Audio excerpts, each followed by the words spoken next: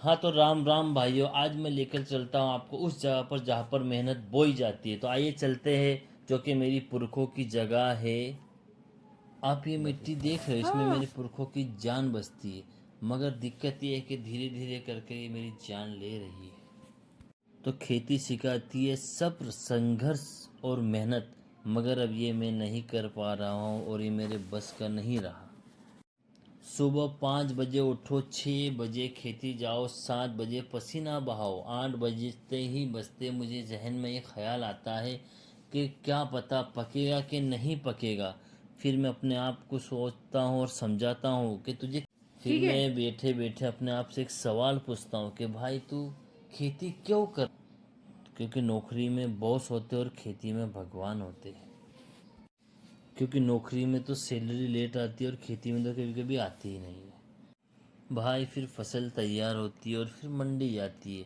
उसके बाद दलाल बोलता है भाई रेट गिर गया। मैं बोलता भाई दलाल रेट नहीं गिरा, मैं ही गिर गया हूँ।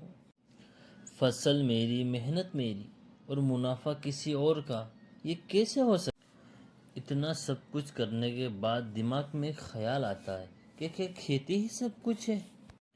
आज के टाइम में खेत के अंदर फसल से ज़्यादा रील उग रही है।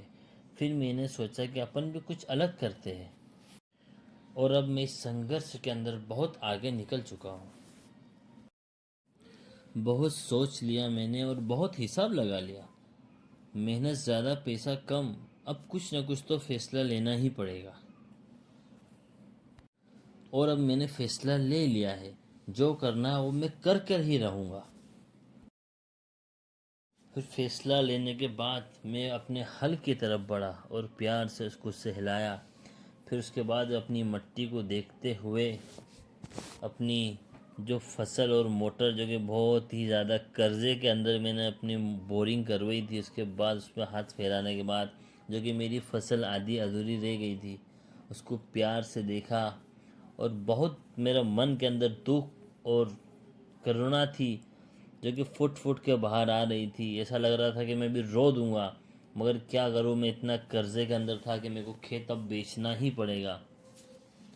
उसके बाद मैं बड़ा आगे की ओर, जो वहाँ के मेरा कुआं था, मेरा मन तो ऐसा किया कि इसके अंदर डूब के मर जाओ।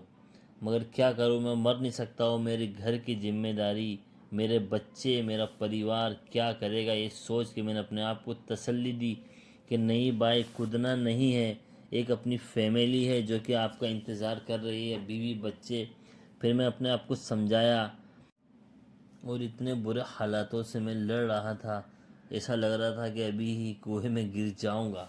मगर मैंने अपने आप को समझाया और एक तसल्ली दी कि नहीं, ऊपर वाला तेरे साथ है।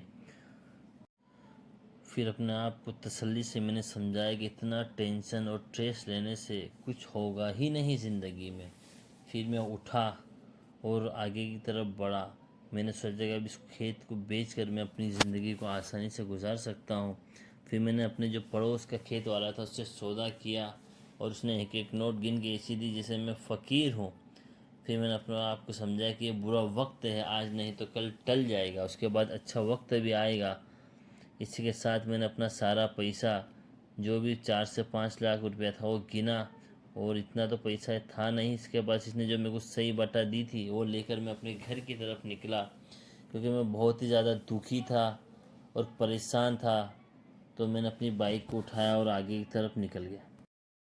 तो ऐसे ही वीडियो को देखने के लिए हमारे चैनल को लाइक करें, शेयर करें और सब्सक्राइब करें गाइस।